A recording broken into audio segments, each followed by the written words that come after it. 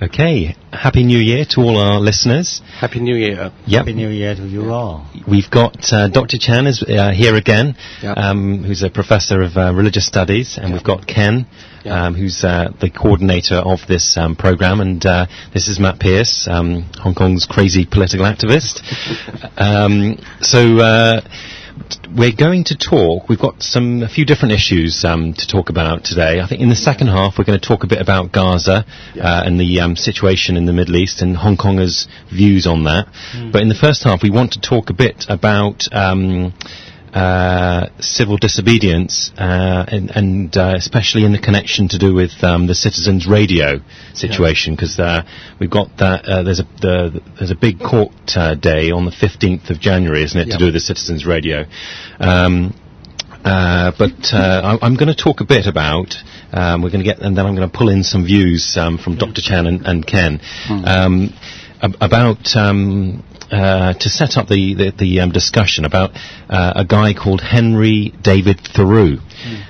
Now, in this program and in future programs, I'm going to try to encourage the listeners to check out some interesting political figures from other countries and other democracy movements. And this particular guy is an interesting guy, I think, for Hong Kongers to think about. I think it'd be fair to say that this guy, most Hong Kongers wouldn't have ever heard of him. Is that right? No, I don't think they do. Yeah. So let me just spell his name. So I'm hoping that some listeners will check out Wikipedia, which is like an encyclopedia. It's www.wikipedia.org. And if you type in his name, Henry David Thoreau, Thoreau, you'll see, you can read about him.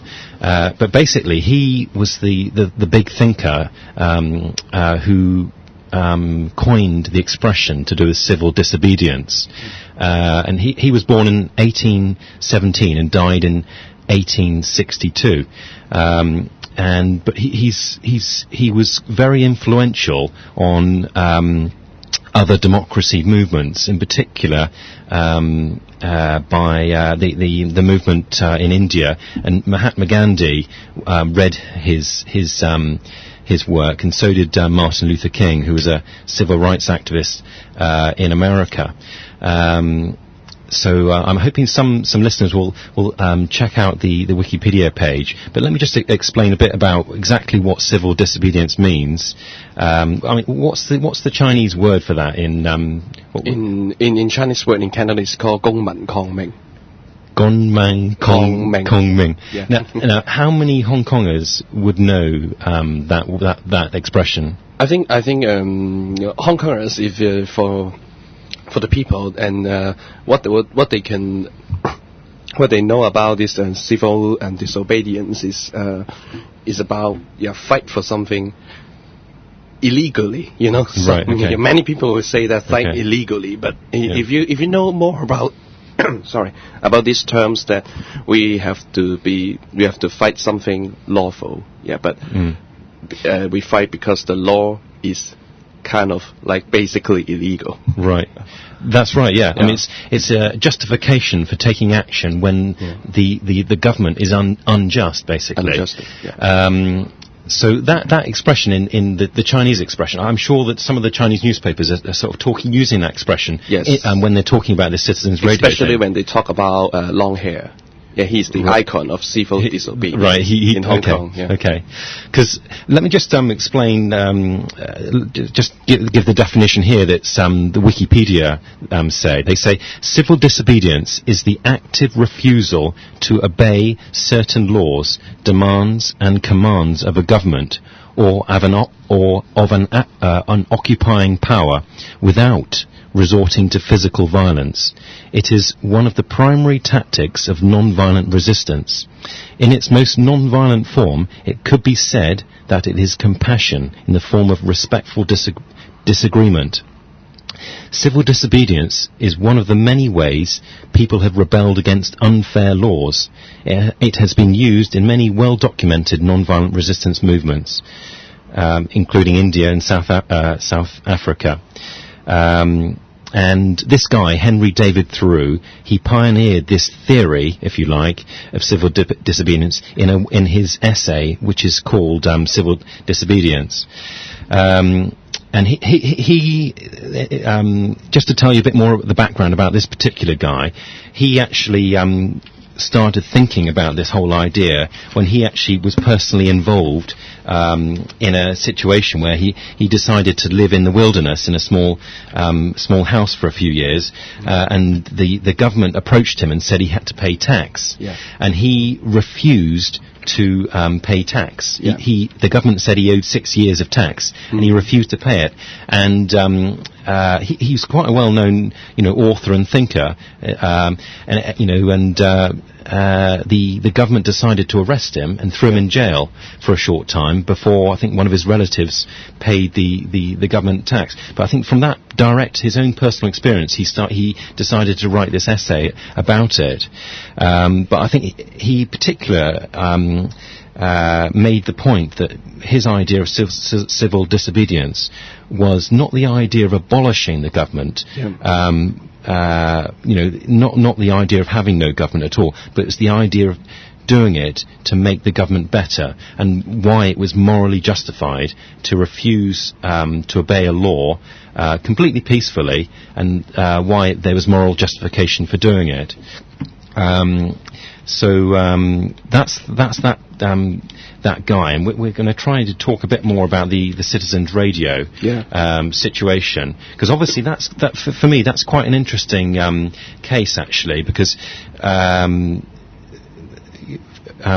figures from different democratic parties in Hong Kong, the Democratic Party and the Civil Party, they've all actually talked on this show, and they've actually 6 or 7 people have actually been are going to court for it, because it's actually quite unusual for the Democratic Party to actually be seen to be breaking the law, actually. They're usually actually quite conservative, but it's interesting that they are actually doing it in this particular case. So, I mean, what do you guys think about it? No, I think at that time, there's a court judgment that has already come out, right? Ruling that this is actually a violation of human rights, right? So and especially a violation of the freedom of speech, right? Right. So actually, all parties are coming out for a party, in a sense, right?